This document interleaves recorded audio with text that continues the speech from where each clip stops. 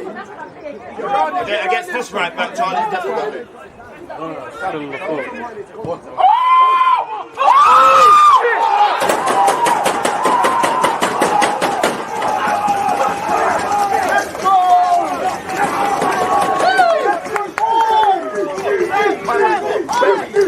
People deluded, I'm back again. Come on, Ian, bro. Come on.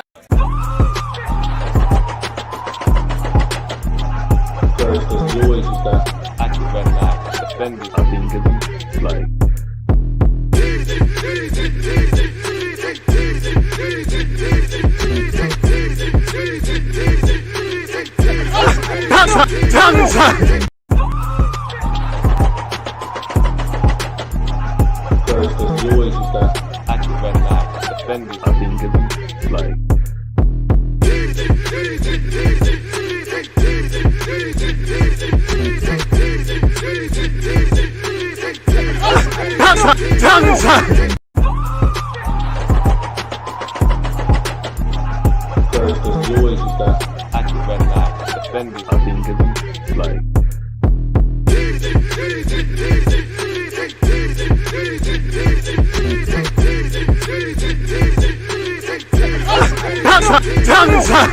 People deluded, I'm back again. Come on, Ian, bro. Come on.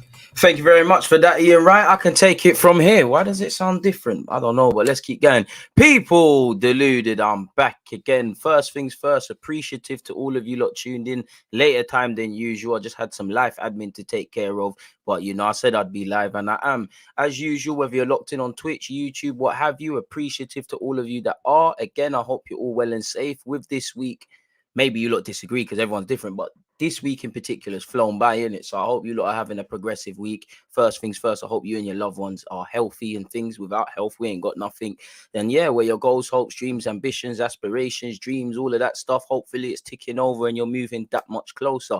If you're on YouTube, smash the like button. If you're on Twitch, smash the like button. If you're on YouTube, follow on Twitch. If you're on Twitch, follow on YouTube, people. You lot make the platform. So any talking points, etc., that you have, or any questions or anything, it's an all-inclusive thing in it, you know. Make sure you're getting them in. And once again, for like the 55th time, appreciative to all of you lot supporting the thing. So yeah, CeeLo, appreciative. K, you're right, man. You know, we had Daily Dusan, now we've got Minutely Mudryk. Again, we know how it probably ends. Hopefully it ends in a positive one. It's not the same with Rafinha and Neto and, to a degree, Douglas Luiz and, you know, a few years ago, Zaha. Again, hopefully we get Mudryk, you know. If we don't get him, get somebody else in it, because we tried, didn't it?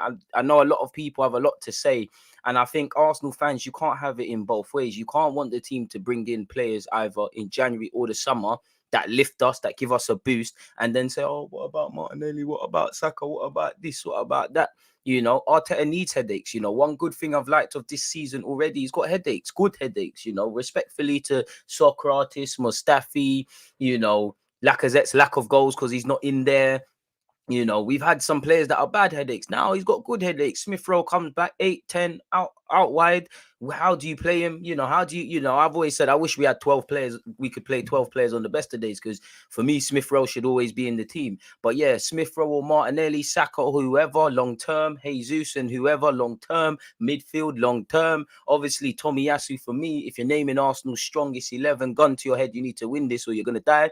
Tomiyasu's in there, but based on this season, he's not exactly. So we need these headaches. And the best thing for Saka and Martinelli and all these guys to do is play well, and you play. And, you know, if Demla and long-term Saliba, if they've got all this potential that fans claim they have, and one day we become what we used to do or be better, you know, like anyone that wants to be winning Champions League, winning Premier League, challenging for major honours and whatnot, or I believe Martinelli's got potential to one day play for Real Madrid and numerous ones. What do you think is going to happen when you rock up at them teams? You know, again, City's not quite Real Madrid, but look at City. It don't matter if how good you are, you know. Obviously, there's certain players that are always going to play. Now, Haaland, if fit, there will be a day that he'll be fit, and Pep might say it's a false nine thing. Kevin's always going to play. There's a couple of players that are part of the furniture. But every now and again, there's Bernardo Silva, I think, forced his way into that as well now. But historically, in the last few years at City, Gundogan, Sterling, Mahrez, Bernardo, Phil Foden, they've all forced their way into the lineup and given Pep positive headaches. That's what you need. Competition breeds the best of people, and competition can bring these guys to the next level. And as much as I like Saka, Martinelli, saying their names specifically because they're wingers, you know, I'm not loyal to them. I'm loyal to Arsenal Football Club. If you can bring players in that are better or have potential to be on par and offer something to the club, only an idiot wouldn't want that in all aspects, really and truly. So if we want to be a competitive team, we need that. And what, Saka played 50 odd times last season, or in the last couple of years, he's played over 50 times. You know, you factor in the England commitments he has and whatnot. You need this, you know, really. We need these headaches, especially as I think we are getting squad depth. We haven't quite got squad depth at this moment in time. We've got it in certain areas, but yeah, man. Whether it's Mudryk, the dream would be the Don from Napoli for me, or anybody else, man. You know, you give it a year or 6 months in the summer, there's going to be a new. If we don't get Mudryk, there's a new winger that everyone's an expert on, that some people want, some people don't, etc., etc. If you haven't smashed the like button, please make sure you've done such, people. So we'll have to see how it develops, man. Really, if I'm completely honest with you. What's this? Sorry, YouTube is talking to me.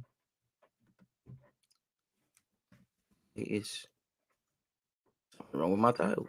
See the problems. Rev.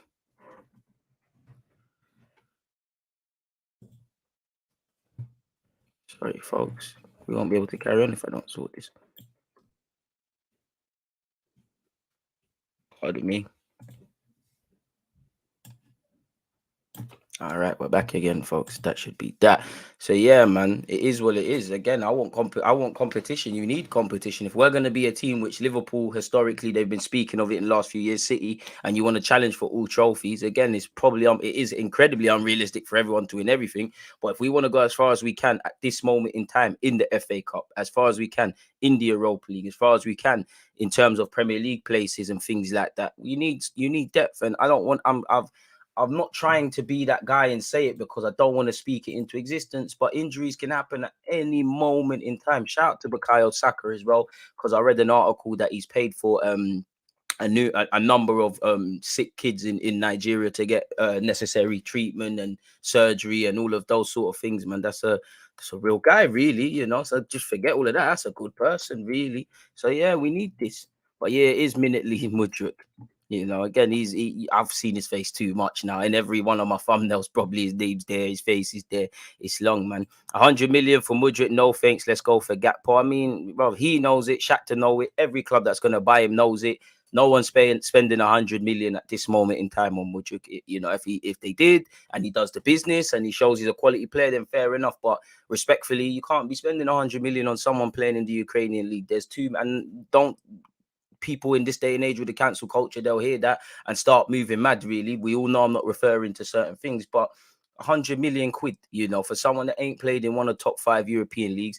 Again, if you're an expert on Shakhtar, Ukrainian football and Mudryk, then fair enough. But to the wider scale of things, there's too many question marks. The case study isn't that big, you know. Everyone and their dog, oh my god, Mudryk scored in the Champions League. Oh my god, oh my god, oh my god. How big is the case study? You know, what is his weaknesses? I can't answer this. I'm no expert on him. What's his weaknesses? Because again, his strengths are one thing. Of course, your strengths are what stand out. If you're fast, if you've got technical ability, can you play short passes? Can you play long passes? Can you run into space? You know, for Mikel Arteta, what are you like off the ball, not just offensively but defensively? But what's his weaknesses? You know, if you just work on your strengths in life, you will get better, but you're not going to get better than if you work on your weaknesses. And that goes for everyone. There's no point waffling about Smith Rowe, Saka, Martinelli's strengths. By all means, we should. I want to, but they're not going to get to the next level. If a man's a goal scorer, but his general play isn't that good, man, I have to work on his general play, or he can still be an elite goal scorer, still do what he needs to do, but it's not going to quite be there, really. And that goes for everybody. Sorry, people, I'm turning my phone. Like, you know, if Cristiano Ronaldo, historically, just because his name's in the papers and whatnot, you know, with Piers Morgan, if he just worked on his strengths, where would he be? Obviously, you need to work on your strengths. And you always hear me say, take the good and make it great. But your weaknesses. So I'm all for this, not just Mudryk, anyone, because again, you know, we are scoring a lot of goals so far this season. But I don't look around our team and say there's confirmed goal scorers. So if we can bring in another one that's of that sort of level, then yeah, man, because as Mikel Arteta has said, we need to be bagging 90 to 100 goals if we want to do serious things. So a next winger can bring us into that. I'm a bit pessimistic on our chances of bringing in a winger in January. You never know. I want to be surprised. You know, maybe it's a good omen, because when we was first linked with Aubameyang way back when, I didn't think we was going to get him in January. So we did. So hopefully, you know, we do. But for me, I would say, personally speaking, can we just sort out midfield? And if you can get a winger, I'm all for it. Both should be a priority. But if you offered me end of January, you know, only one could come in, I'm probably going to lean more to a central midfielder, because I do think if Xhaka, Partey, any of them aren't there, and I'd actually extend that to El Nene, who's just back from an injury. We're I don't want to say we're in trouble, but we're at a disadvantage, really. And then you're crossing the territory of what, you know, the Smith Rowes, the Vieiras, the Odegaards, these guys are going to, you know, Zinchenko potentially. These lot are going to have to play that 8 role. Mikel Arteta is going to have to slightly tweak things. Maybe go with, maybe just be a, obviously, if we name all our attacking players, we still have to defend. But maybe, you know, filter in and factor that in and just go hard in other areas rather than try and mask our weaknesses. So I do think we need a midfielder. He wants to leave Shakhtar, and Shakhtar are making it difficult. Having a high price means high pressure on the kid. You're right. But again, what I would say is, you know, I don't know Shakhtar, but at some degree, they're going to need to stop the capping in it and get down to business. Now, he's under contract, I believe, until 2025. So they're in a great position of strength. You know, clearly he wants to move. I'm not going to say he wants to move to Arsenal, but I mean, this is what you call twerking for a move, you know, and obviously a lot of it is centered around Arsenal. He spoke to Ben Jacobs. He's given an interview with Zinchenko's wife, who plays for Arsenal, both Ukrainian. So maybe Zinchenko's gearing up for a director of football role when his career is done. There's that. Obviously, his agent has spoken. We're going to get into it, but he's apparently hit out at the 100 million thing. And he's all, you know, him and his agent have specific. Well, he's been a bit more diplomatic and said, oh, you know, I'll give my all. I would like to play in these leagues, that leagues. His agent's been very specific in saying he's outgrown it, needs a new challenge. So they all know they're not getting 100 million. But you can't blame Shakhtar for wanting to get the highest price. If you've got an item that is wanted by everybody, especially the top 5 leagues, especially England, because, you know, you can see the riches of the Premier League go, you know, football's filled with riches. But the Premier League money, sometimes just being in it, dwarfs a lot of leagues. So if he's going to be sold to, you know, to a European market or an England market, you're going to want to drive up the price. They don't, I'm sure they care where he goes, but to a degree they can't. You know, their job is to get the best deal. You know, he's come through your academy, I believe, and been at some other clubs. You sold him for decent money. Poster boy of Ukrainian football. Go live your dream. Let's take this money. Let's reinvest to what we're doing and try and develop the next Mudryk. Whether that, when I say next Mudryk, you know, it could be a winger, it could be a young centre mid, because there are some decent Ukrainian footballers on the scene in and about. Now, Mudryk's the poster boy, but smash the like button. If we could get it done, fair play, man. Yearly Yuri, who's Becao, Udinese centre half, right footed. You know what? I'm not educated on him like that, but from what I remember, 6 foot odd, right footed, decent defender, a bit prone to moments of madness. But yeah, man. Don't forget Daily Danilo. Boy, I even forgot about Danilo. You're right, still Danilo. That's another one. Smash the like, says you enter, people. Come on. We love centre backs instead of 10s now. What a change. Just hope we don't get linked to everyone in his dog. Nobby, I think it's too late. We've already been there, my guy, and we're going to keep getting it. But, you know, the dream is free. The hustle is sold separately. Everybody's going to get linked with everybody. Everyone gets linked with moves. You know, very, very small percentage of these paper talks transpire into an actual move happening. There clearly is legs to the Mudryk one going back to the summer. And the numerous talking he's done, you know, maybe it's he wants to move to Arsenal, or in my opinion, he'll just go to the best project he feels, and he's got admiration for Arsenal. The more he keeps talking about Arsenal, that might alert the Brentfords, the Evertons, the Nices, the Newcastles, the Sevillas, the Man Uniteds, the Liverpools. Bro, this guy's been linked with more teams than I can count. So yeah, man, Saka is a real G.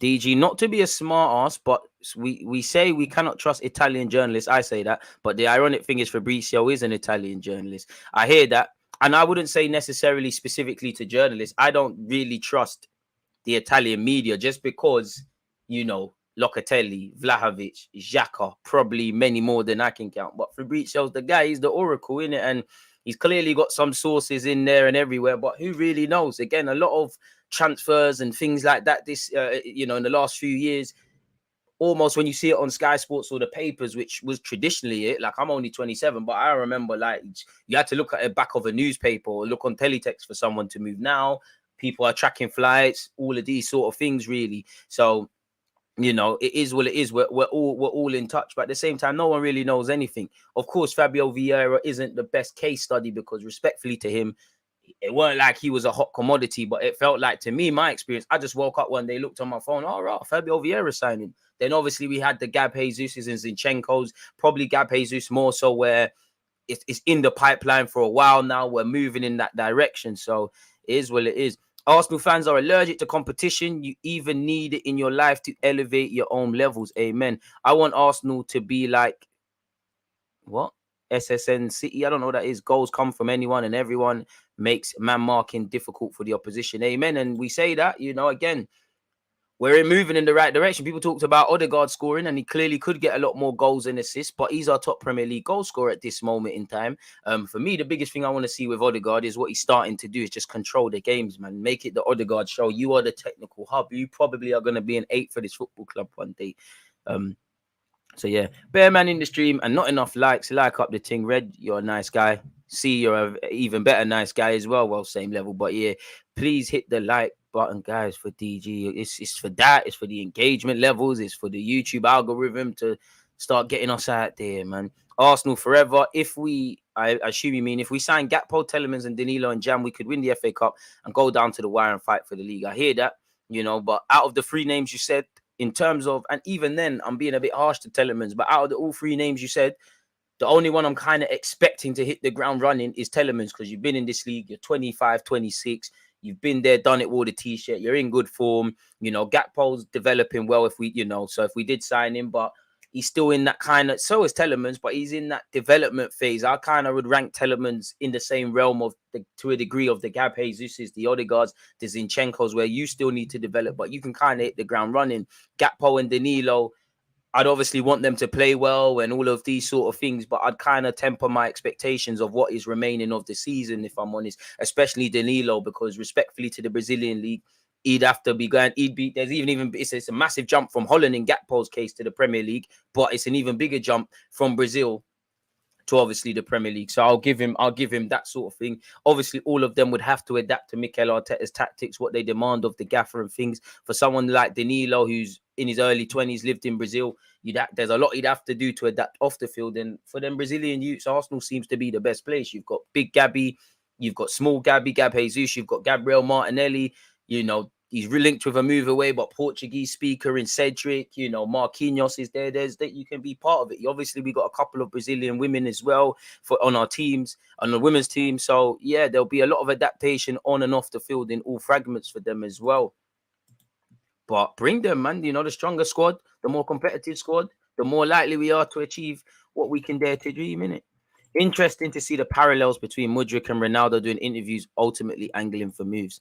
I hear that. Arsenal to win the Champions League at Wembley next season. Would love it, but man, I don't know. Please, not Gakpo. The dude is a donkey. Nah, man. I didn't rate him at first. Now I'm starting to take him in, man. DG, do you think if Newcastle get Mudryk, it would be regrettable for us? Well, the last man that we wanted that they got in Bruno Guimaraes was so potentially, but our loss would be their gain. Put the bread down, you get your player in it. Now, for Arsenal, everyone's got a price, but also sometimes the price isn't always right. So for me, clearly we like this guy, Gakpo.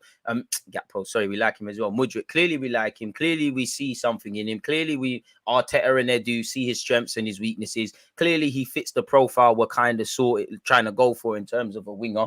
But at what point do you walk away from it? And if you do walk away, who else are you going to get? I'm not saying that to say there's no one else, but just as for me, because again, I do like the admiration of we're kind of learning.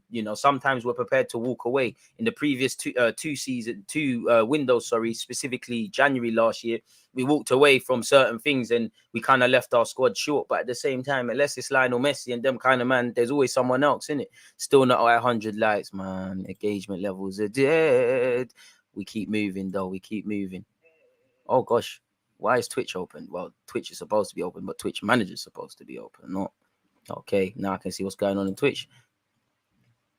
Love that DG is rating Gakpo a little bit. Nah, I like him. I thought it was good, but it was Bandulu. Now you're still Bandulu, but I see the angle. I don't know for the striker thing. I think the wing is your thing, but I like him, man. He looks all right, man. What signings would you make in Jan? For me, I'd go for Gakpo, Ndidi, and another winger. Ooh, 2 wingers. I'm here for it. But talk about having your cake and eat it. Ndidi, I'm not convinced, man. Good player, ball-winning midfielder. But in terms of progressive passes, in terms of the level of concentration, Never really been convinced, if I'm completely honest with you. Never really been convinced. For a certain price, you know, if you could get him for a deal, whatever you would define a deal, then fair play, do your thing. But I'm not really rating it, really, man. Obviously, our squad's, you know, he's better than Lokonga at this moment in time. So if we're gonna, you know, look at the bar, which is, you know, in hell at the moment in terms of the 6, excluding Partey and one love to El Nene, then cool, innit? I was saying Gakpo back in the summer. Maybe I'm being harsh, but something about these chatty patty players doing bare for a move. Man said an interview with Zinchenko's wife, let the footy do the talk, and if you're good enough, then we'll come get you. I hear that, Dino, but you are being harsh, man. You are being a bit harsh, man. He's entitled to talk, and he's, like someone said, it's a bit different than Ronaldo, but my man's angling for the move, innit? Like, clearly he wanted to go in the summer for me, and then he probably said, you know, I'll get my head down. We try revisit it in January. January is a difficult time to do business, but I hear that. Mudryk ain't the end and be all. There's ballers out there, especially after the World Cup, could be a few additions. And to be fair, Dino, bro, there should be 20, 30 names of players of all different variations. And that was in the summer. Was linked with Rafinha, who's not really Prem proven, but Prem proven. Pedro Neto been on the scene for a while. And then we was obviously linked with Mudryk and then more elementary sort of development phase players. So from established names to stuff like that is what it is. Might as well get Kayate. Man said, indeed. Would you take Kante on a free summer? Nah, man. Uncle's done, man. He's done. Uncle's done, man. Uncle's done. He's always injured. He's like 30-something as well. Brother, like, it's not, it don't make sense. Kante's a quality player. If you was getting the historical Kante of only a madman would say no, but injured too much, you know, gonna want a certain length of contract and certain money because his career is winding down. For me, I want a bit more long-termism because I'm not saying Kante couldn't come here and do a job for a couple of years. Neither am I saying Partey, El Nene, or Xhaka can't as well. But there's not really long-termism in the midfield. The one that is, as in pure centre mid, Odegaard, Zinchenko, Vieira, Smith Rowe, they can all be groomed to play 8 and stuff, as well as other roles. But guys in the squad right now, pure centre mid options that are more likely to play in that pivot. What you've got, Lokonga, Partey, Xhaka, El Nene. So all three of them are on the wrong side of 20. They're all approaching 30 now. There's no real long-term guys there. Like you see long-term in defense and obviously offensively in the final third positions. There's not really that. And the one guy that there is, Lokonga, we don't know, innit? I'm gonna retain faith in him. I like him, but there's a lot of question marks. Let's sign Fernando Torres if Mudryk is expensive, and that's another one. All forgot. That's another one. Maybe they're two different entities, and we're going for both of them because they could have got different strengths. Maybe it's either or. You would imagine the Fernando Torres one is a bit easier. The price is a bit more nicer to the pockets. But yeah, I like Seko Fofana, man. He's got an engine. He's got all these things that I want in an Arsenal midfielder. He's like 27, 28. They want 35 million. He was apparently going to PSG in the summer. He's got a new agent, so clearly he's angling for a move either in January or next summer. Pardon me. There's gems everywhere, and there's got to be in France, man. You know, whatever the French society is putting in the water, they're always producing quality players, man. I'd rather sign Zaha or Mahrez for free than the MLS guy. Bit harsh, you know. I mean, I'm having Mahrez, I'm having Zaha, but it feels like the Zaha boat's gone. Jacob Ramsey's very cold. 100 million, they don't want to sell him, and they could, you know, devil's advocate, they might be pricing him out of a potential move in the summer.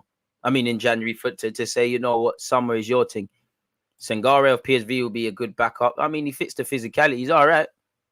I hear it, but what's stopping him from doing up Piers Morgan when he comes Arsenal and Madrid, Barca come sniffing? I hear it, though. My bad. Big up, like the vid people. Nothing. If he's chatty, bro, you're right, DJ. If he's on the chatty thing, he's on the chatty thing, innit? But we're not privy to all the facts, really. Maybe he's always wanted to move. Maybe, again, this is all coordinated. Like, there's manager. First, it started off a bit more humble. Oh, I've got to be loyal to Shakhtar and this and that. Every interview that's followed, it's been very specific, really. So we'll have to see, man. Did you see Eto's World Cup predictions? No, I haven't. Need a Pogba type midfielder. Go to El Havre or whatever that academy was. Thoughts on the Tony madness? Bro, it's looking mad, isn't it? Tony's thing is looking mad. Like 200 odd bets, it's looking mad. It's looking mad. And then I don't know if it's real, but obviously Twitter will have their jokes. I'm seeing highlights come up where he's handballing in the box. He's so mad. But who's niche though? Like, Chinese, it must have been Chinese whispers. He told one person, oh, bro, don't tell no one. Just slap a quid on this. My man went, oh, He told his friend, "Don't tell no one, don't tell no one, don't tell no one." And before you know it, the whole world. And then there's that one brother who hots up the thing, and it's all gone. But 200 odd. But if he just tried to make innocent people make some money, I don't care, man. I'll be real. I do not care. But I remember there was an Arsenal coach who got bagged for, was it Mesut Ozil's move? Obviously, it wasn't a first team coach, but obviously, if I can remember correctly, and I've actually spoken to this coach as well, so I won't reveal his name. Like, he was with I swear I told you lot before. Must have been about 20, 30 letters to all different scouts, coaches, everyone. And this guy, the only one who replied, and he called, man, and we had a conversation. But I'm pretty sure when Mesut Ozil moved, obviously you're privy to certain information. I think he put a couple quid down. If he was trying to make his people them eat and make people eat, then I don't mind. But 242 sounds a bit mad. Maybe they're throwing a couple more RICO cases on him, throwing a lot of shit so it sticks on him. But I don't know, man. What I would say is you can't be moving that loose. And if I'm devil's advocate, not to big up Southgate, but did Southgate know a madness was pending? And he said, you know what, in the grand scheme of things, you know, you shouldn't be doing it. But there's certain managers who, you know, have beaten up people and beaten up their teammates and been jail and been racist, and they're still in the game. So I'm not going to cancel a man for doing up gambling, man. You know, but Tony, the rap sheet don't look good. You're saying F the club that you play for, smash the like button, people. You're getting bagged for that. Moving loose, man. Bro, Tony's letting the man them eat, bro. Rising energy bills. Didn't you see them come out today about the tax thing as well? Bro, man, are trying to eat, man. Can't begrudge it, man. But yeah, it's mad. I like John McGinn. I like him. He's not really doing what he used to, but I like him. I mean, that team know Haaland's not gonna go on loan. They just want some publicity. They know damn well it's not. We all know it's not gonna happen. They just want to go viral. Fair enough, you know. Closed mouths don't get fed. So if you don't open your mouth, you never know. But yeah, man. It is too much for Mudryk still. Rodrigo Becao, I would like to revisit that one there, man. But the World Cup might the World Cup might remind people of his talents, or the World Cup might remind Simeone to give him a chance. You know, I wanted him at Arsenal when he was at Udinese. If he is available, then that's someone I'm on. Really, you know, I think he fits what we're looking for. But yeah. Would you accept Ronaldo for 6 months? Personally, I wouldn't, but love to know your views. It's a difficult one because I know I always do this, but yes and no. Yes, because bloody hell, it's Cristiano Ronaldo, fam. Like, it's Ronaldo. We just need someone that can score goals and hang in the box, which he could do. You know, it's Ronaldo. A lot of things young players could learn. But then again, you know, the wages, the baggage he comes with. You know, Ronaldo hasn't got the legs to play the pressing game Mikel Arteta does. So you're either going to have to tweak things and overcompensate a bit more on the other 10 players. Obviously, for Mikel Arteta, you know, he's a big character. There's not Ronaldo strikes me as someone that if he believes in the thing, he'll shut up. But he's someone that's been managed under, you know, numerous great coaches. You know, Jose, this guy, that guy. So Alex Ferguson and the third. He might look at Arteta like, who's this guy? Yeah, you done a couple things at Arsenal, but who are you really? And you know, we've already got some of them figures out of the club. We might be getting back in it. So with the wages, with the potential baggage, with what you know comes with Ronaldo, it's a myth, man. But you know, if you're just looking at it. Basically, Ronaldo, yeah, well, it's Cristiano Ronaldo, man. You know, it's Cristiano Ronaldo. Big up, S. Big up. Think Tony's getting stitched. Hope there's nothing in it. Just got my tickets for me and my son to watch Arsenal versus Lyon and AC Milan. Nice break from watching the ish. England will serve up. Big up yourself. One love to your son. Hopefully you lot, you know, first and foremost, you know, safe travels when you do go and you enjoy the game, man. You are not ramping. You done the ASAP. Ronaldo needs to get off the block. Different takes. Dewsbury Hall, Sanson at Villa. Sanson's techie still, but Brexit thing, Dewsbury Hall, man. I like him. He's not. I don't know why I like him. There's nothing flashy about him, but I like him. I think he's got a decent engine. There's just something to like about Dewsbury Hall in midfield. Like, I wouldn't say first choice, but yeah, man. Yeah, I don't like that Sheik guy, man. They're just chasing us away with this huge price tag. I can't believe this at all. Shame to Shakhtar. You say shame, but you can't begrudge them. But I think you're right in that. 110 bet accumulator probs counts as one. Is peak, but big him up, man. We can probs get him cheaper. Boy, hella baggage, man.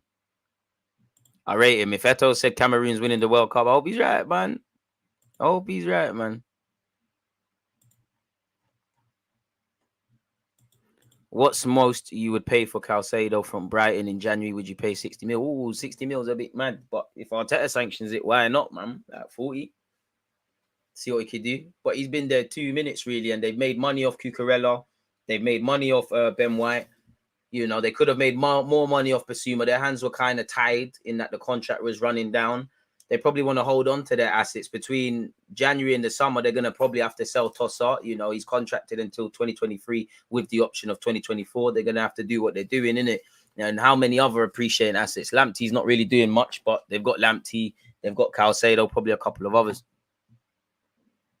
Arsenal has to sign Mudryk in order to have good depth. I think you mean winger, but yeah, man, Mudryk would be calm. It'd be calm, man. It'd be calm, but I don't know. I can never see these things happening. Like, but I want to be proven wrong, man. Getting quite tired of seeing Mudryk's name linked with Arsenal at this point. Lie to us, like link us with Lionel Messi. Just throw a bit of variety in there, man, please. If I'm completely honest with you. With that though, folks, should we look at the latest news? Let me make a timestamp. There actually isn't that much, if I'm completely honest with you. When I've done a quick Google search, let's type in Arsenal again. Lie to us, man. Tell us Neymar wants to join us. He wants a new challenge or something.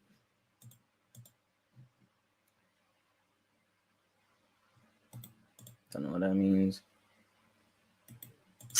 Matt Smith, give it a go. Call it a day, my brother. Sorry, people. I'm just seeing other links. Might as well slap them on. All right, let's start.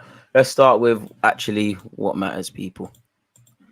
And that's Mudryk stuff. Oh, screen ain't shared. Smash the like button if you haven't. Arsenal target Mudryk upset with €100 million valuation from Shakhtar Donetsk. And if I'm completely honest with you, I'm pretty sure that Fabrizio Romano said that the asking price is more like 50 to 60 odd.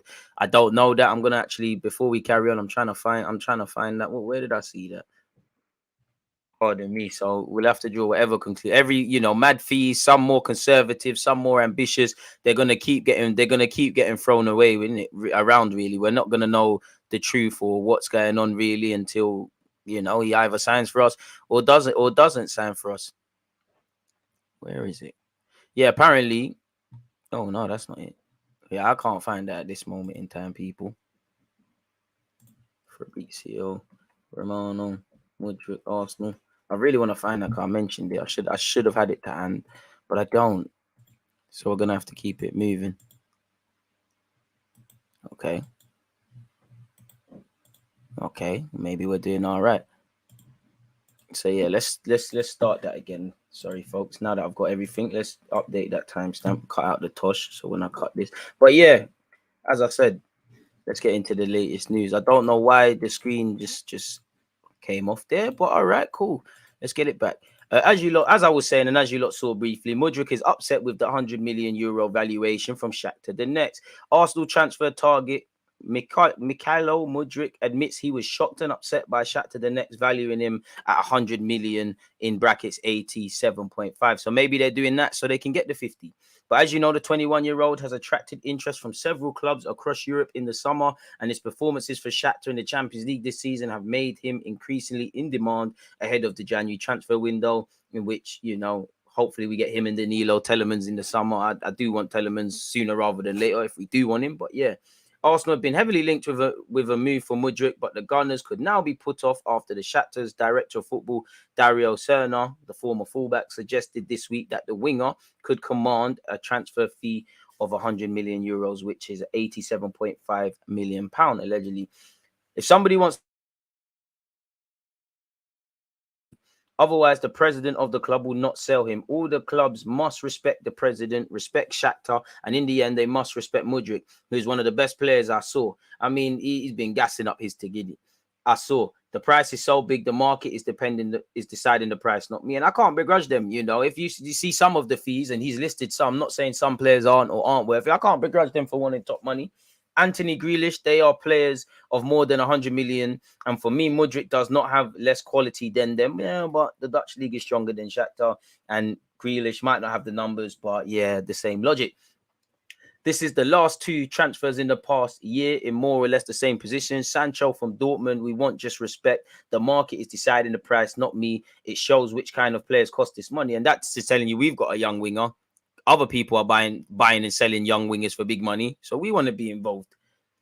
And then he said, you know, when asked about Sana's bold statement, apparently Mudryk told Sports Arena, yes, I read this interview. When I found out about my price, I wasn't just surprised. I was shocked. Now, being serious now, your advisors, Shakhtar internally, you've had discussions about how much they want for you, what sort of price you're available to go for.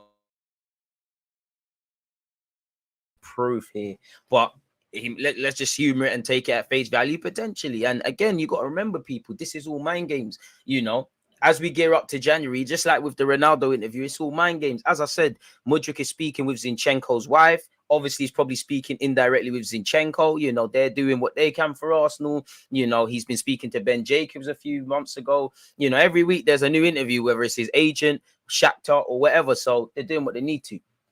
He said, I have a long-term contract with Shakhtar. I give all my strength and the energy so that Shakhtar achieves maximum results. I really hope that my game would bring great benefit to Shakhtar and that clubs from top European championships would be interested in me. I spoke with my agent and I know that in the summer, there were several offers for me from clubs in top European championships, but the club decided not to let me go. And I took it as absolutely normal because I fully trust Shakhtar's management. You see, I treat the championship of Ukraine with all respect, but every footballer has a dream to play in a top club and in a top championship. I am no exception. So what does that tell you? I'm doing, smash the like button, people. I'm doing my job. I'm acting with integrity, but I want to elevate. Like in life, you can't begrudge people for wanting to elevate. But I'm 100% sure that they are unlikely to buy a player from the championship of Ukraine for 100 million. Sergei Anatolyevsky, forgive me for mispronunciation, says the time will come. Maybe so, but I have my opinion that for such an amount, this time will not come soon, maybe never. Again, yeah, because of where you're playing, you know, even if you probably score 1 million goals in the season. After reading the interview of the director, I will not hide that I was very upset to the top championship, which I so dreamed of. I can't say that my dream was killed, but wounded, that's for sure. And we've got to remember, everybody's saying everything. Now's the time. Obviously, people are having indirect conversations and there's many moving parts in the transfer, but it's not January. So everybody's, it's probably half truths from everyone, from him, from his agent, from Shakhtar, from clubs interested. There's a lot of mind games and all these things being played. But I'm a professional. I'm a Shakhtar player. We have a few difficult games left in the championship in which we must win, and I will do my best for that. Fair enough, man. That's all he can do, people. Allegedly, Arsenal will soon enter into contract negotiations with Charlie Patino to renew his contract. It's understood the Gunners have the option to activate a 2-year extension on the deal. Barca are waiting for news and is following the situation. So yeah, let's get that done. Allegedly, Arsenal could reportedly sell Cedric in the January transfer window. Villarreal, Fulham, Bayern Leverkusen showed an interest in Cedric over the summer, and there have already been some contacts between the player's agent and clubs interested. And I think he gave a good interview about his dream was always to play for Arsenal. Big up to you for achieving. It's time to go, in it. You know, it really is time to go. Respectfully to you. Again, are we weak at right back if Cedric cuts? Probably, but yeah, sorry, people. Drillings are going down. We've got workers over here. But yeah, and apparently interested. Fulham, Bayern Leverkusen, Villarreal are interested in signing Arsenal defender Cedric Suarez in January. Sources have told ESPN. Fulham are believed to be leading the race at this stage, although no formal offer has been submitted. So for you, at least you'd get to stay in England and London specifically and all those sort of things, really. You could leave with your head held high, Cedric, but for me, you do need to leave. I understand if Arteta wants to keep you as a body, but I don't really have much faith in you. Sources said Cedric is focused on re-establishing himself with Arsenal, but would listen to offers if Mikel Arteta indicated he was no longer part of his plans. Any potential move would likely be along with an option or obligation to sign him permanently. I mean, with him being contracted until 2024, is probably, can we move him permanently? Because, you know, big up Pablo Mari on his recovery, but we're all hoping that Monza stay up purely because it becomes an obligation to buy him, people. Bloody hell.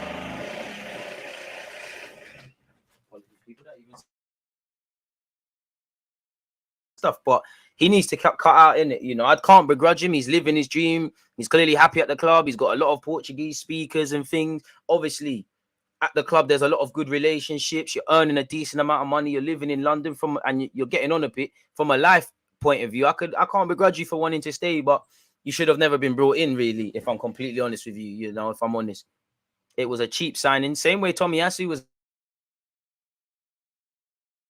me with Cedric, when you cut corners, you're not going to get players that are really good. And with him, with Marie, with a couple of them, it takes a lot of effort to move them on. Saka has obviously been doing some charity work and has funded 120 life-changing surgeries for children in Kano, Nigeria. The operations took place in mid-October and were a success. So thankfully, thank God that the operations were a success. Hopefully these kids can, have no barriers to, becoming the best human. Well, I say humans. Bukayo Saka, man, you don't have to do charity work, but it is nice to see. And obviously, he might play for England, but last time I checked, the name Bukayo and Saka, weren't exactly English names. So he's not forgotten where he's came from, and he's giving back. And you don't know what one of these kids go on and do. They might do something greater than football or something out there. You never know, really. And it's nice to see that it's been a success, really. So yeah, big up Saka for that, man. That's some real guy stuff. Allegedly, we haven't been linked with the Corinthians defender Robert Renan for a hot minute, but we have again. Renan has been attracting interest from several clubs, including Arsenal, per the Express, but there hasn't been an official proposal for him. Only inquiries, which are expected at this time of year. So I wouldn't expect anything anytime soon in his case. What's this? Matt Smith eyes one more go at Arsenal. It's over, bro. How much time have you been on the bench and not played? Big up you. Listen, I hope you do it, but you come on now. You 22 or so. You need to go, man. You've been on a couple of decent loan spells as well. You need to grow up a bit. I know you've been at Arsenal from like 8-9 years of age. You're technically in the first team. It can be hard. You're probably earning a decent wage a week, but it's now time to grow up and play real world football, really. It won't quite be Arsenal, but yeah. Matt Smith says he wants to give it one more go at Arsenal after a string of loan moves. Look at the centre mids we want to bring in. Look at those that are ahead of you. Look, you're not in the shouts. It's just not going to happen, lad. But again, I don't work for Arsenal. What can I tell you? There's a difference between being patient and being on nonsense. But he said being patient and needing to wait for your opportunity can be frustrating for any player. And I mean, Mikel Arteta probably, your agent, your parents, you're just a body. You didn't even come to get on against Brentford. Young 15-year-old Ethan did. You didn't. When have you played? You've been like the Halem boys last season, where they were just on the bench and not playing. You need to progress. I want as many Halem boys to come through as possible. So I hope to God I'm wrong. You get an opportunity, but I don't think Arteta does the lying thing like that beyond the necessaries managers do. I think he's told you specifically, you're not playing ahead of El Nene. Chenko, Smith Rowe, probably missing out one. They could all play eights ahead of you, and that Fabio Vieira off the bench with Xhaka plays ahead of you. Xhaka and Partey are ahead of you. We want a couple of midfielders. Charlie Patino, probably ahead of you. You are good enough to play senior professional football. It's not gonna, you might have to wash your own kit, and it's not gonna quite be the nicest seas of Arsenal. But I think you're at this point you're frustrating yourself, needing to wait for an opportunity. And again, I can't begrudge you for wanting to play and learn from Mikel Arteta for what it's worth, but. And needing to wait for your opportunity can be frustrating for any player, but the key is how you react to having to be patient. Amen. And that's massive for the boss with the values that he has. You have to find a way to make that frustration a good thing and use it in training to show that you really want it. Sulking and keeping your head down is not going to benefit you in any way. Fact. Every day is an opportunity to press and show the boss that you're ready. So every single time I go with the first team, that's what I try to do. I enjoyed all three of my loans and obviously gained a lot of experience and developed as a player massively from then. But when it came to making a decision on where to play my football this season, I knew I wanted to give it one more go at Arsenal. Okay, so we're approaching January. December's around the corner. How much time have you played in the first team? How much time have you been on bench? Anything can happen, and Eddie completely different, but Eddie's shown why patience is vital. But sometimes you need to be open to other things. So yeah, give it one more go, my guy. I think sometimes it can be forgotten that the reason players go out on loan is to develop as a person, as a player, and ultimately come back with a view to make it in the first team. That's what was the ambition for me. I feel like I've done my time out on loan. I could have gone out again, but something about that didn't feel right. So I didn't think it would do me any harm to give it a go and stay here until January at least. So, boy, January at least, keep it. You got to keep moving, my guy. I'm not trying to be harsh, but it's a myth. Bellerin has been voted boss. Shock, horror there, but big up to him. Endrick's father has denied reports of plans to visit Real Madrid. There's no travel scheduled. Arsenal were linked with him a few weeks ago. Chelsea look like anyone in England, they're going to buy him. PSG are onto him, and all these sick Brazilians, they all end up in Spain at Real Madrid. So I don't imagine he'll be any different. But I don't think Arsenal have 50, 60 million to spend on a young 16, 17-year-old who can't play here until he's 18 and park that off without addressing more immediate areas. So never give up. We got Brazilians and that, you know, hopefully Gab Jesus can do something and Martinelli can chat to him and all these things, but myth. Absolute myth. 100%. Arsenal player says he's no longer injured and is ready to play. Apparently, you know, I think I read this earlier and he was speaking about how he was almost on the verge of tears and listening to his. He said 100%, no limitations, smashing balls again. Why? All good. Okay, fair enough. But there's an article where he speaks about. Is this it? Yeah. Oh my gosh. So what we can do if we're gonna read that, sorry folks, we need to switch over to Safari because I'm obviously subscribed to Safari, to the Athletic on Safari, and then we go over there. I also think Arsenal's completely off topic, but I think a couple of Arsenal games have been rescheduled as well, people. Just because I've got it up here. Where is it? I think the Spurs and United games have been rescheduled for television, people, in January. But I just want to see specifically what this guy said. This is it. It's one of the hardest things I've ever done. I was actually like on the border of tears. I know that sounds a bit soft, but I've never had to do that before. I've never had to really listen to my body and feel like maybe it wasn't the right move to push through something, because I've pushed through many injuries in my career, many little niggles, and that might have held someone else out. That's never been my MO. So to go against everything that was ingrained in me and look out for myself was challenging, and that can be hard in professional sports and in life. And he's the same age as me, 27. Like, we're at that weird age now where obviously I think I'm Superman, innit? Like, I think I'm Superman. I don't get injured. I don't get ill. I don't have to do this. I don't have to do that. And as a non-footballer, it's a humbling experience. Like, actually, like, when I was a little kid, I only had proper injuries, like swollen ankle, slightly fractured ankle, proper things like that. Now we play Sunday league. I wake up the next day, everything's hurting. You know, just the thought of it, you could probably see me grabbing my hamstrings. My word. So yeah, it makes sense, and it's a humbling experience. And honestly, how you look after yourself defines longevity of life, let alone a footballer. You know, Ronaldo, the best example of that. I know that my opportunities are few and far between on the pitch. Damn. Also, the way that the game was building up against PSV away, it was a game that I felt like I could have gotten out there and done very well. It was a game that would have played to some of my strengths, shot stopping, defensive actions. I knew that was an opportunity for me to show myself, and that was part of the reason it was hard. It was so hard for me to go out there and say that I couldn't go. Fair enough, man. Big him up. And I think former American goalie has been saying he hasn't improved since he signed for Arsenal, and he should look to leave and things. And you might be right, you might be wrong, but what I would say is Matt Turner's not an idiot. You know, you've got Ramsdale, who we just spent 30 million on. You could say current, even though he's not in the squad. In Leno, bro, you're not playing ahead of him. Like, it's reality of the situation. So big up yourself. This was from yesterday, but yeah, apparently Zinchenko, as well as Xhaka and 4 or 5 other players, had a stomach bug in the Wolves game, which makes that even more impressive. Bench Arsenal man pushes for January exit as agent contacts Premier League European suitors. So I think this is just centered around Cedric a bit more. Cut, bro. 31 goal play, but at 31, I can't begrudge you. If you want to get your loyalty bonus, get your weekly wages at Arsenal, you're happy in London, it's your dream. Portuguese speakers, Mikel Arteta likes you. It's a nice working environment. I can't begrudge you if you want to do that. But for Arsenal, cut out, man. Like, just cut out and bring her right back. You can do this. You got Tommy Ass, you got Ben White out there. Maybe bring in one natural out and out right back again. If I'm completely honest with you. Where is the article on my man in Rodrigo Becao or whatever his name is? That's what we need to be looking at. Shout out to you lot. There we have that. But then again, cold water's kind of been, depending on where you read this, people, cold water's kind of been poured on several things. Oh, sorry, I didn't mean to do that. Do that.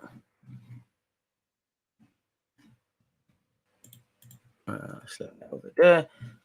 Sorry, folks, but yeah, getting back into Rodrigo. In fact, there should be one more thing here that we need to look at as well, especially in relation to this Donny. Shout out to Saka for that. We've already seen that, ain't we, folks? So what's the point showing you lot that again? So yeah, this is why everything's got conflicting reports. What's this? Though, we saw that yesterday. I should really be cutting off my old things in that. But yeah, Arsenal and Tottenham both ready to bid 30 million for Rodrigo Becao. Now, from what I've seen, decent defender, 6 foot odd, 18 months left on his deal. Could be all right, you know, not a left-sided centre-back, so I don't really believe it. But and he's a bit of an exception to the rule in that he's like 26, 27, 28. So he's not like early 20s, mid-20s like the rest of them. So maybe it's a case of exploiting the fact that he's 18 million, his cut price is what it is. Really. You know, how long have we been following him for? How long has he been at Udinese? But didn't Pablo Mari spend time out there? If the loan manager was watching Pablo Mari, maybe he said, oh, you know what? I was doing a loan report for Pablo Mari like you asked me, Gaffer Mikel, and I saw this defender. He's all right. You should have a look at him. I'll put some clips together for you. Then maybe Mikel looked at these clips and said, you know what? The clips are good. I want you to go watch him. Apparently, he has 18 months left on his contract on New Year's Day. Maybe that's where the Arsenal and Spurs rumours are coming from. Maybe Arsenal or Spurs want him legitimately. You know, he joined Udinese in 2019. He's played over 110 games in all comps. Apparently, the report claims the 26-year-old, whose current contract expires in 2024, is yet to reach an agreement with Udinese to put on an extension. Maybe there's that. That's where the Arsenal and Spurs and anyone else links. He apparently has been offered a new deal with an improvement in salary, but Becao apparently wants wages on par with the club's two biggest stars, Pereira and Delafeo. So that's where you're coming from. And at 26 years of age, if he moves to Arsenal, Spurs, or anyone, he would get better wages than maybe he's seeking over there. Talks between the players' reps and Udinese have stopped as a result. Next round of discussions has been pushed at least until the start of the next year, which is around the corner. That has opened the door for interested parties to make a move, and reports claim that Premier League trio Everton, Arsenal and Spurs, along with AC Milan, are all interested.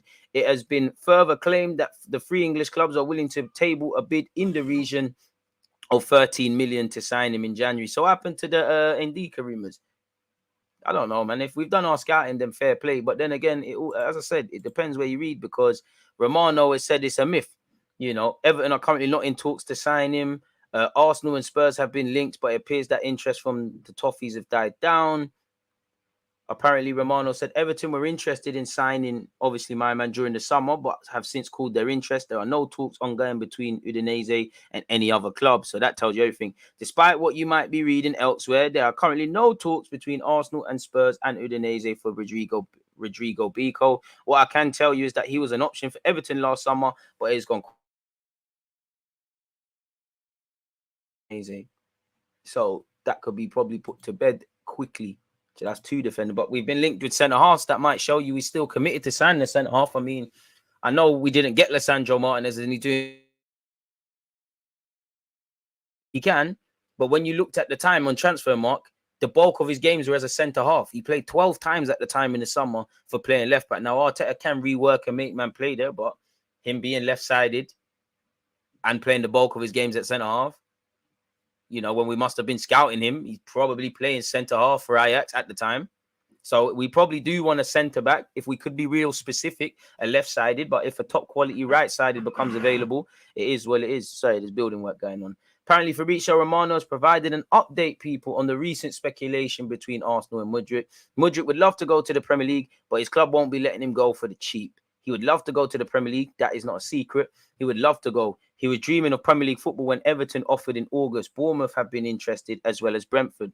Arsenal have been interested. In August, they wanted him. They had negotiations, but no official bid in August because Shakhtar wanted more than 45 million or 50 million. Now it is way more than this. I understand it is more than 60 to 65 million for Mudryk to move in Jan. My sources at Shakhtar Donetsk tell me there is no bid on the table. They say that we know about the interest. We know they are keen on Mudryk. Arsenal now, the player would be open to move in January because he wants a new experience in a new club. And then, you know, again, I'm tired of seeing these reports, people. But when we did look at things, you know, apparently he said, I think every guy dreams. This has to be Ben Jacobs' comments. Yes, I think every guy dreams about playing in the Premier League. Arsenal's a very good team, very good coach. I like the way they play. yes, from my side, I can't say no, but a transfer is not only my decision. And yesterday we saw, yesterday or the day before, the interview with Zinchenko's wife, the sound bites where he said he'd pick us over Real Madrid, kind of alluded to he's more likely to play here and that he kind of wants to move in January. It is what it is. He's got 8 goals and 8 assists from 16 outings, people. Good for 21-year-old. He scored 3 goals and got 2 assists in the Champions League. And yeah, this was his comments from early. He said, from a purely hypothetical perspective, if there was an option of being a bench player for Real Madrid or a starter for Arsenal, I'd probably choose Arsenal. And again, he told the journalist who is married to Zinchenko, who they're all from the same country. Zinchenko plays for Arsenal. Couldn't be more coincidental, you know. Like, obviously, I'm not privy to Ukrainian media. Clearly, Miss Zinchenko is a big dog in this thing, does the interviews. But it can't just be only her, you know. There's probably other journalists he could have spoken to. Why would you pick her? Maybe it's because she's great at her job, which probably is it. But is it because of who she's married to? Not the fact that she's married to Zinchenko, but he plays for Arsenal. You're linked with Arsenal. I'm not too sure. So yeah, he said, I check them. I check on them on my score, and I know I can check on them when they're playing. I also watch them too. They are a very dynamic side in general, not just in controlling possession, but also scoring goals. I mean, he can say all of this till he's blue in the face, innit? We don't put the bid down. We don't dot I's and cross T's. You don't play for Arsenal, innit? This has to be the same thing, really. Shakhtar are not selling Mudryk for 40 million euros in brackets 34.8 or 45 million, 39 million. They want around 60 to 65, which is about 52 to 56, not less than that. It's not going to be easy, but Arsenal are still interested. They have contacts with his agent, so it could be an interesting opportunity for them. So what does that tell us, people?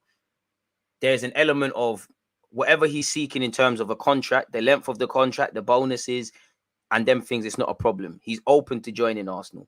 It's clearly just for us, maybe other clubs, but for us, based on what we read, get a bid and a better yet, a fee agreed with Mudryk's club. Easier said than done. But yeah, hopefully this is the last time speak on Donny, man. Probably not. But yeah, man, at this point, either sign for Arsenal or retire, man. Like, you know what? You're like Mvia now. You play for Arsenal Football Club, in my opinion. You've got nothing else. Shout out to Arsenal Buzz for keeping up to date with the news. But where that's concerned, it don't feel like there you have it right there. Essentially, what have you lot been saying? I tried to get through it with kind of ignoring you lot just because it makes it easier when I cut it up and obviously someone's just watching the 20 minutes and things, they stay on task. But yeah, man, I think we've said everything there is to say about him there. If there's any other news, then bring it, come, people. 129 likes, very appreciative of that. Keep running that up. If we can't get Mudryk, maybe we can go for Mitoma, even though he's been here 2 minutes. You're talking about the Brighton lad. He looks decent, but I don't have an informed opinion. Pavard wants a new contract, maybe Arsenal. I'm on it. Yeah, the K guy, Neil.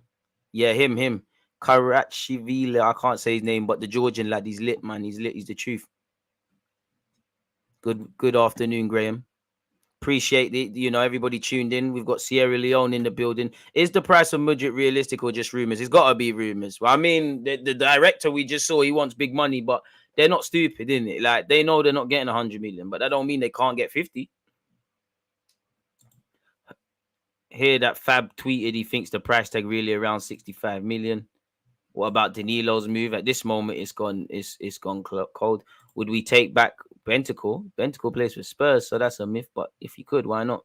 I don't get why clubs are so scared of fan channels, the voice of the people, and easy access to dedicated fan base. They're missing a trick. If the club gave access, they'd get massive respect. It all probably depends what platform, because I know a lot of clubs do a lot of good work with new media dons or whatever. Like I've got a decent relationship with us. Not decent enough, but I've got a decent one.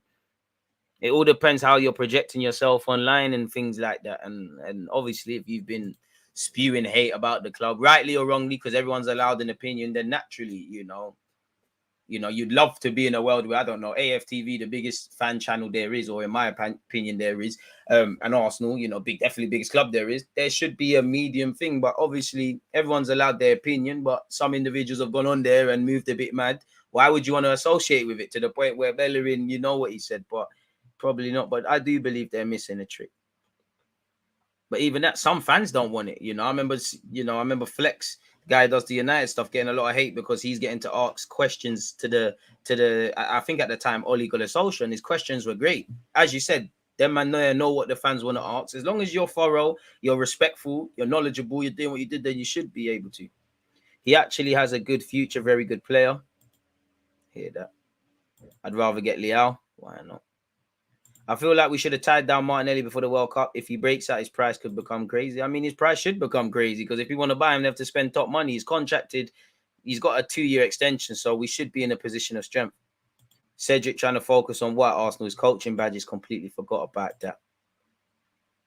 No smoke without fire. He's definitely on moving to us. He could be on it, but Bear Man have been on moving to us. And, you know, many before Mudryk, many after. It's at this point, how much is he worth? How much do Arsenal think he's worth?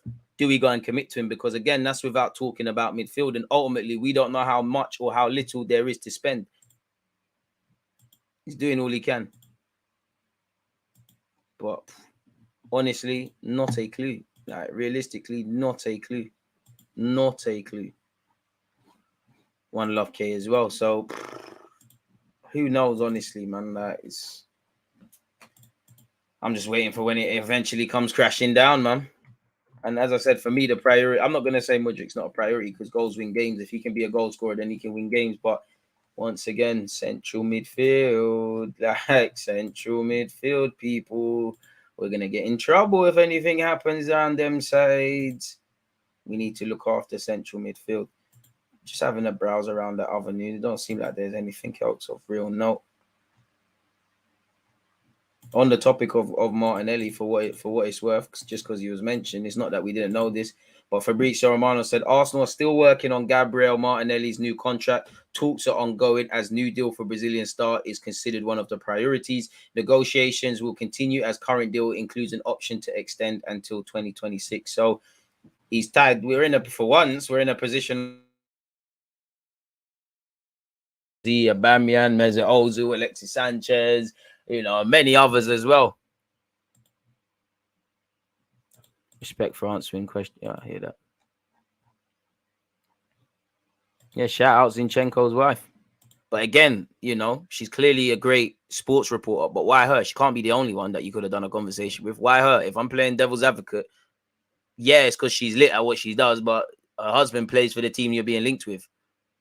And I remember comments a few thingies ago about, oh yeah, we always joke about wanting to play together one day and these sort of things. So we'll have to see how that develops, man. Big up yourself, Tyler. So when you say midfield, ideally, if you could bring in someone that can challenge Partey and Xhaka, why not? I more want an 8 than a 6, but I think 6 is more of a necessity at this moment in time. I think 8 would be more of a luxury. I say that. You've seen even games where we've won that an 8 that can control proceedings is a way of defending. But I just think, can we cope without Xhaka being there? Probably not at this moment in time, but I feel a lot more comfortable with the options we've got playing at 8. If there's anything in the 6, a couple people could do a job there, a bit different, but we're in problems, man. I don't know about targets, man. There are reports in Brazilian training that Martinelli has been the standout so far. Keep going, Martinelli. I just don't think that's going to make you start the first group stage game, but keep going. You're there for a reason. You're not there because you're a good guy. You're there because regardless of what, obviously you're not starting ahead of Neymar and all them guys, but you know, and it must be humble beginnings. You know, in 2019, he was in the 4th division in Brazil. Now in 2022, after becoming an Olympic champion in 2020 with Brazil, he's rubbing shoulders even with Dani Alves, who's been there, done it, wore the t-shirt. You know, but you're there for a reason. You're not there to be like us and do the fan thing. You're there for a reason because the manager believes in every one of them 20-odd players, whether you're going to play 1 minute or every minute, whatever that is for the whole World Cup campaign, that if we're called upon, you can make a difference. So he should do that, man, and enjoy it, man. How many players? Not many players can say they've played at a World Cup, you know. Not many players can say they've won stuff in the grand scheme of things in terms of players to actually, you know, doing these things. So, you know, you're doing it as a young man. Enjoy it because it could be over in a sec. Enjoy it. Remember when you was injured, long-term injury, you couldn't get in the Arsenal team and things after making a positive start to your life at Arsenal. Keep going, man. This time last year, man was going, oh, he needs to go on loan and I don't like him. And people forget development. It takes forever to develop, you know.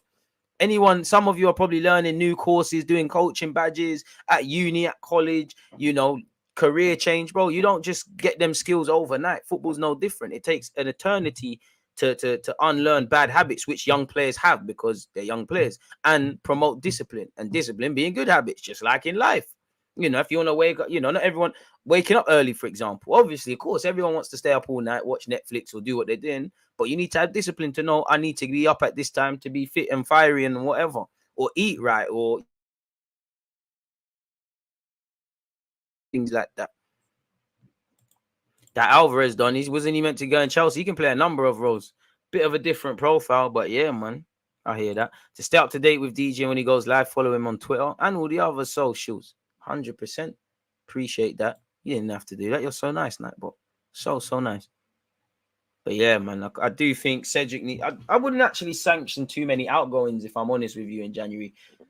If we can get away with Tomiyasu and Ben White, I say get away because if anything happens to Gabriel or Saliba, you're then going to need to probably shift Ben White back over there or put Tomiyasu at centre-back, and anything else happens, then you're in trouble because there's a, respectfully to Rob Holding, there's a massive drop-off. So I do think we could benefit with more so a right-back now. In the summer, I would have said right and left-back. I still maintain that, but I more want a right-back.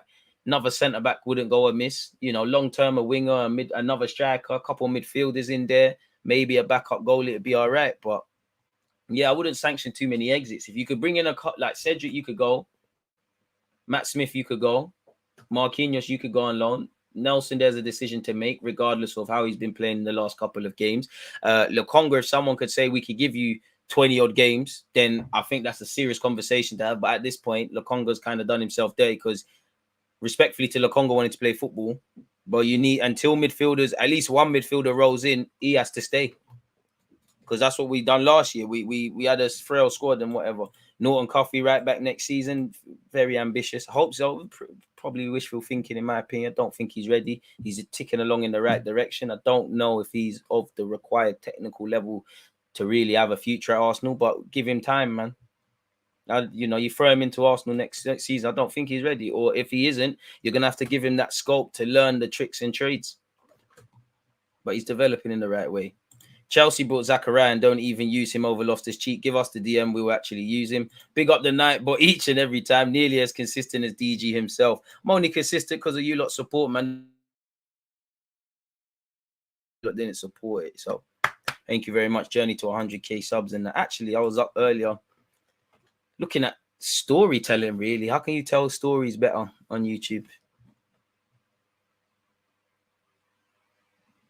Appreciate that, my dude. Shout Sierra Leone, man. But yeah, man. The way Kroenke's spending America and the position we are in, they might just make a big splash in Jan. I can only hope let's go for the title. I'd love to go for the title, but let's just, for me, just focus on confirming Champions League football. Until it's mathematically confirmed we can't finish out of them top 4 places, I can't think about the league if Arsenal are in a title challenge because I don't look at the league table. Last time I checked in August. We just need to keep working hard, really. And yeah, man, I think there is consistency in how the Kroenkes are running their business, but they don't seem that emotional and mavericky breaking when it comes to Arsenal. But at the same time, the last 2 seasons, 3 if you include this one, I don't think you can blame the Kroenkes for not spending. Money's been spent. If we have or haven't got Champions League football or whatever, I think it's been on the technical or manager, whoever they've been at any point in time, just like if we failed this year. Tyler, I don't know, man. I don't know. I think find me a striker that's a target, man. Little bit of pace, target, man. You know, someone like Giroud would be perfect for the squad. Like I was saying earlier about the example of away from home, someone that can dictate the tempo of a game, take the sting out of it, is a form of defense. Especially with us, you know, everybody seems to come short. If you've got a 6-foot-odd striker that you can just smack it into his chest, he can win fouls, bring the more technical players in. I would like that. Like you said, I would love Tony at the squad, but they'll price him out of a move, and it just ain't happening, really. And, you know, he's on the Aubameyang thing with these scandals. It's completely different because he's trying to help people eat, allegedly, in this living crisis. But who knows, man? Just have to hope he busts his case. But it's an interesting one. And one thing that gives me confidence, not that I know anything, but we failed, you know, I do think our summer kind of went a bit flat because we start, you know, pre-season was doing the business. Zinchenko in early, Gabriel in early, maybe even somebody else, but I'm pretty sure just them two, pardon me, Fabio Vieira early, involved in pre-season. Vieira injured, but involved, you know, getting to grips with his new teammates. And then obviously it didn't work out for Neto, for Rafinha, for Douglas Luiz, probably missing out another name. And it ended a bit flat. But the moment that window closed and it became evident that we didn't get to address every area we did, I hope Edu and his team, specifically because I don't know this, but you'd assume Edu has a little sub team that help him with whatever he does, and he delegates things. So with Arteta, if he's giving you the targets, try for this midfielder, that midfielder, that midfielder, that midfielder. Hopefully, when the window's shut in August or September, or whenever, we began putting things into place for now. And with what we're doing allegedly, because I don't check the league table, with what we're doing in the league at this moment in time, in the halfway point, you know, this kind of tips the balance to be a bit more ambitious in targets. Maybe convinces some players that might have been pessimistic on joining Arsenal to join the revolution, essentially. Giroud would be the perfect sub striker for Arsenal, same way City had Edin Dzeko. Can't believe Tony's initial shout the members spell I bet. Couldn't write it. I mean, someone like De Jong in the skill set, why not? Because you saw what a street smart striker did for us, but probably not him. But yeah, someone that's a bit street smart, I do think we're getting to that scenario where we might need to sign a couple of exceptions to the rules, like Xhaka, Partey, El Nene. They can still play for a number of years, but they're not necessarily going to be here to enjoy the fruits of our labor if we continue this trajectory. They're here for the present. What you do in the present sets you up for the future, innit? They're kind of here for the present. And what I mean by that is, you know, Mikel Arteta, respectfully, as a manager, is a baby, really and truly. He's very early in his career. The Martinellis, the Sakas, them and they're early. I would say Odegaard, Jesus, Zinchenko, these are at the midpoint. Ben White, he's played more for Arsenal than Brighton already. We signed him off the back of one full season in the Premier League. This is technically going to be his third season once this is done, in the Premier League. So these lot are kind of here for the long term. So I do think we're getting to that scenario where we need a couple of players in whatever roles who are more on this instant thing, not guys that always have to develop and learn and we're thinking about what they can be tomorrow rather than today sort of thing, if that makes sense. Would you take Jimenez? Probably not.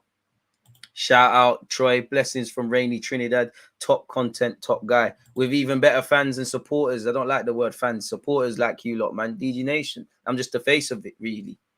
Appreciate that, man. Tony, the jokes make themselves. If that I bet thing really is true, I wonder, do you know what?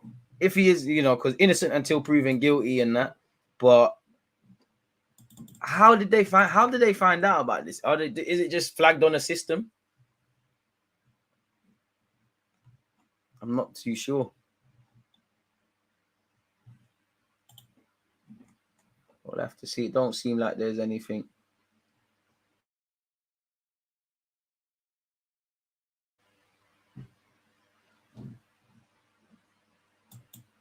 Apparently, Juventus will be playing Arsenal and Barcelona in friendlies, and we'll be playing them as well.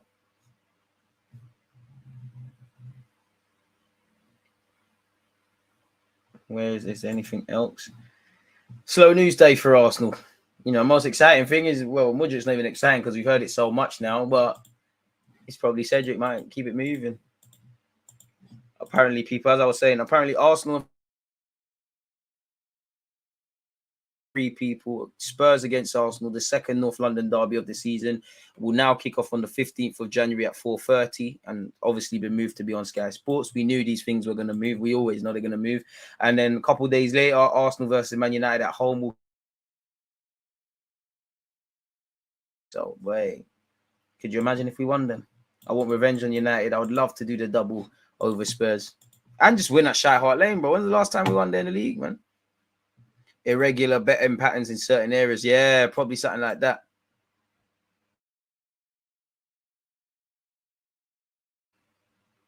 I do like Singo of Torino, but I'm not convinced on you in the back four. Mudryk will be a Real Madrid player. Well, if he's going to be a Real Madrid player, that's great. Just make sure you've got Joe Bloggs, Simon Smith, you know, my man, this guy, that guy, whatever. Several targets. Players don't always sign for you. Other things have to happen. DG, with reports Edu is attracting attention from big clubs, do you think he would be a massive loss? Also, if he did leave, would you bring back Mislintat or Campos? I'd bring Campos. I don't think it's always good to go back to previous relationships. So Mislintat is a great don and I'd consider it, but probably not.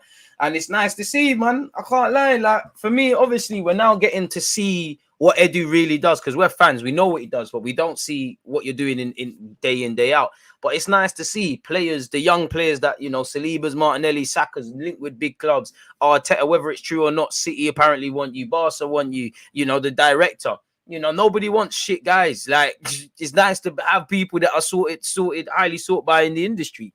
But for Edu, you know, you haven't finished the work here. You know, you could leave winning an FA and Community Shield, but the work hasn't finished really here. And I don't think there's some opportunities you probably can't turn down. But yeah, man, I think he'll stay for a bit, really.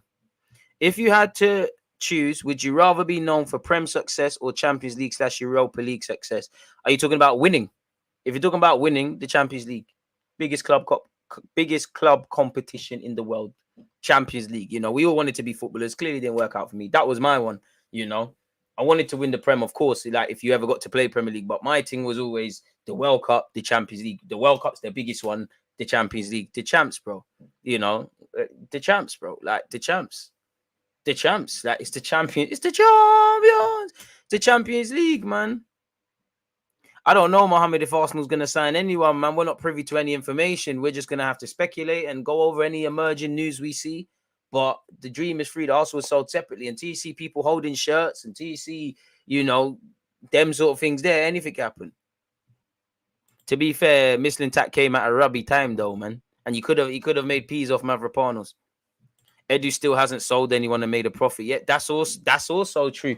Because you can't be just ripping up contracts. That is also true. Hopefully sales get a bit better. Vardy, obviously, he's a Premier League winner.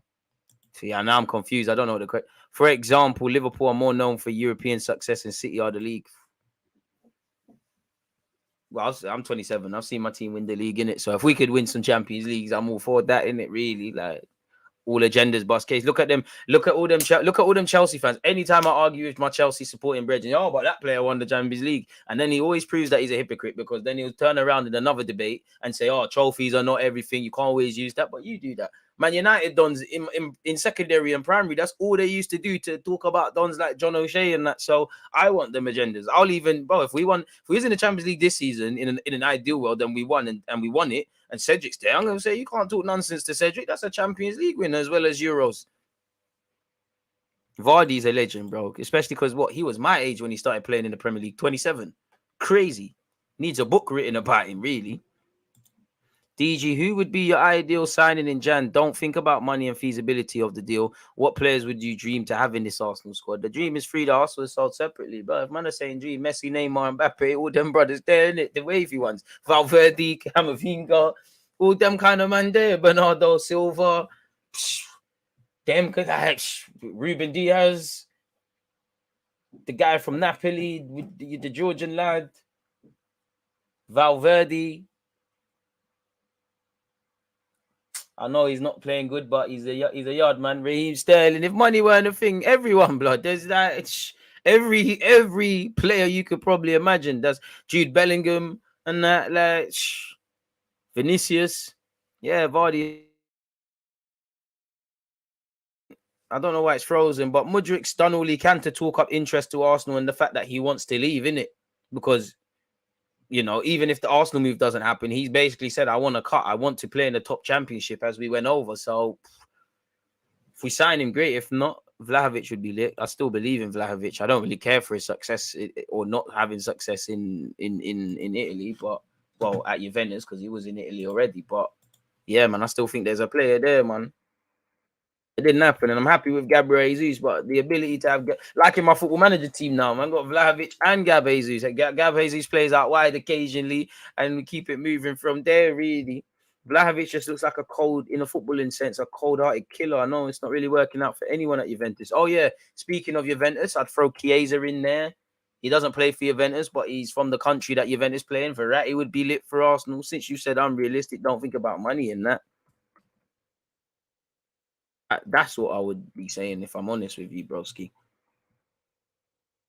Who's a bigger legend, Vardy or Kane? I mean, Kane's got a fantastic goal scoring record, but for me, Vardy, just because his story is not that it all, Kane didn't just jump on the scene at 18 years of age and start playing. He had his own adversity, loan spells. I think if I remember correctly, either Pochettino or Tim Sherwood started playing him. I think he scored a bookie free kick against Aston Villa, and Harry Kane is Harry Kane of today, innit? Shows you that, some strikers will do the business at 20 and whatnot. Not everyone who's not doing the business at 20 will develop later on in their careers, but strikers do get into their best ages late. Like, I haven't even uploaded it, but when I went on Arsenal.com, when I went on Arsenal, I asked Ali Adier a question, and he said Wenger said, I'm pretty sure he said 27, 28. 27, 28 was when strikers come into their best form. And I would say Vardy for me because he's a Premier League winner and his story is unique, bro. How much Dons go from doing up semi, not that it's irrelevant to the Premier League because this was prior to him in the Prem, but from semi-pro all the way up the levels. Like I said, 27 years of age when he started kicking a football in the Premier League. And to accomplish what Vardy has accomplished is ridiculous, you know. His wife does appear someone that was dying to be Victoria Beckham, but it's all right. And I mean, bloody, I did, bro. You can't. It's Vardy for me. Coming to this thing at 27, just shy of 300 appearances in the Prem, 285 appearances, and he's won the league. If we didn't know, 285. He's more prolific in the league than in the Premier League than the Championship. You know, 134 goals and 49 assists in 285 games. That's ridiculous, man. At 27. Big him up for the FA Cup as well. If we could rival for Jude Bellingham, why not? But we need to shop in Aldi, bro. Them man are in Harrods. Arsenal need to get Kessié from Barca. Quick time, good option 4 and can play 6 and 8. Kessié's at 8. Ooh, it's a bit rub still. Vlahovic and Xhaka, would you man are trying to cause a war in the change room? Yeah, I'm not gonna get into all that geopolitical stuff. Like, yeah, man. I don't know this, but they can't be the first, and they wouldn't be the first or the last people that have been from 2 separate countries that have allegedly having history and playing for each other. I can't comment on that because I'm not privy to it, but yeah. And he still has time to eat tobacco and drink Red Bull. Vardy's a legend, absolute legend. Do you prefer Tony or Tossart? 2 very different players, but out of the 2 you've said, probably Tony. I like Tossart, but I just think Tony. I'd rather Tony. You know, he has shown he can score goals, played in the Prem. I think naturally you demote him to a rotation option. You do what you're doing with Gabriel Jesus. You have Tony in the squad, can maneuver with it. I'm here for it, man. Absolutely here for it. So that's what I would say, if I'm honest with you, if that answers your question. Smash the like button if you haven't, people. Appreciative to those of you across YouTube and Twitch who have done such, people. Don't know why Football Manager's been acting on Twitch, man. Been acting. No, I'm not saying that I'd rather a striker than a wideman, because if you offered 2 separate names, you know, if there's a winger that you said that was better than a striker, that I thought I'd rather the winger. I actually more think we need a winger right now than a striker, even though, as I've said, I think you need a striker in that squad as well. I don't know if Eddie and Balogun will be good enough to do this thing. Right now, for this season, there's a massive drop-off. Goals is one thing, but in terms of what Jesus does to Nketiah, but I also think we need a wide man. But isolated to Tony or Tossart, I'm a big fan of what Tossart can bring to the table. But between them 2, I'd rather elect for Ivan Toney, who's not, you know, it ain't been easy for him to play Premier League. It didn't work out for him at Newcastle. He's been at Brentford and Peterborough. He's been at Peterborough's where I started taking him in. I didn't know he'd be a Premier League footballer, but it's where I started taking him in. I'm sure Ivan Toney's been at another club in the intermediate with me saying that. You came through Northampton, then you went Newcastle. 232 betting breaches. Bloody hell, Tony, man. Bloody hell. 26 years of age, 27 next year, so he's entering that time. I'll say now, he went on a few loans. You know, he went on numerous loans from Newcastle, Barnsley, Shrewsbury Town, Scunthorpe United, Wigan, Scunthorpe United again. Peterborough's where, you know, where I really was taking him in. And then Brentford is where he's doing now, isn't it? He's saying this, man. Barca could be another place to get top players who are out of form and the club is struggling financially. Players like Rafinha and Dembele, both of them are 24. I mean, there's rumors they're going to give Dembele a new deal. I mean, are they going to give up on Rafinha within 6 months after signing him? And is he going to want to give up after it was a dream to sign for Barca? I'm not too sure. If they do want to sell and we can, fair enough. But we was his third choice. Also is Chelsea, because they could offer man Champions League. And guys like Barca and Juventus always take with a pinch of salt when you hear that they're in financial difficulty. These lot have an incredible ability to cook their books simply and hire them bookie accountants. So they can always, and as you heard Laporte say, they're trying to find a compromise with La Liga. And La Liga's probably, in terms of just general entertainment, been at its lowest. You know, it's only Real Madrid. There's no, you know, there was a time, you go back maybe 5-6 years ago, It might even be later than that. No one wanted, like, I'm an Arsenal fan. In the grand scheme of things, I've got nothing to do with what's going on over there. But there was a time you could not miss El Clasico. Now, if you miss El Clasico, it's not that deep. If I miss El Clasico, which has been it, because it's not on TV like that, just watch it on highlights, regardless of what happens. So Spanish league is dying. You ain't really got Atletico doing bits and pieces. Yes, they've, Real Madrid are winning in the Champions League. I'm sure a Spanish team, I'm sure Villarreal not too long ago won the Europa before Frankfurt. So it's in their best interest to help them out to ultimately make that league competitive. Obviously, when you talk about the riches of the Premier League running away, not just the top six, but the other teams now, Newcastle with their new owners, and just the money that the Premier League generates. So, yeah, man, is what I would say in relation to that, if I'm honest with you. You need 2 rooms for Ronaldo, 1 for his body and 2 for his ego. That was funny still. On that note, though, people, I'm going to love and leave you lot. We're just shy of 90 minutes. It's been amazing to speak about Mudryk, general comments, etc. If you haven't subscribed or hit the like button, please make sure you're doing such, people. Big up the Glaswegians as well, my guy. Appreciate the Scottish, TNEFC and that. It's been fantastic being here with you lot. I'll be back tomorrow. And don't forget Sunday's World Cup business. Check out the description for timestamps and my social media. Make sure you're checking out my playlist and my other videos. You lot stay blessed, stay safe. In fact, before that, is there anyone to raid on Twitch? I know Rants is in Manny. Nah. So it's a myth. But yeah, no one's online, so it's a bit of a madness. It's Trippier got over them charges. He'll be all right. Bro, you get over that, man. But yeah, man, you lot stay blessed, stay safe. Thank you for being here with me. Most importantly, stay fit and healthy. Protect your loved ones. And I'll see you lot again, man. One love. There's always just that active red flag defending. I think it's like...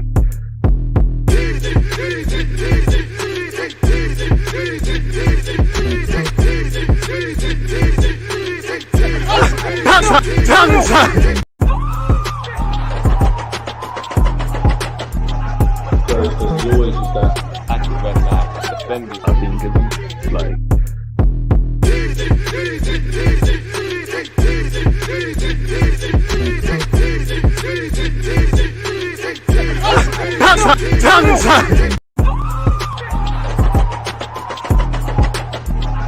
There's always just that active red flag defending. I think it's like...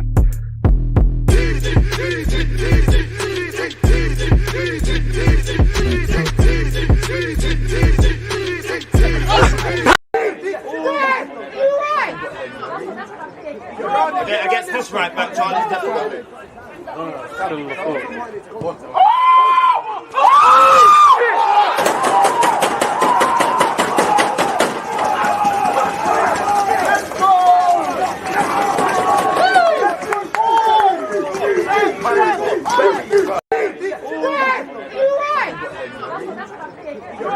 Against this right back, Charlie's definitely.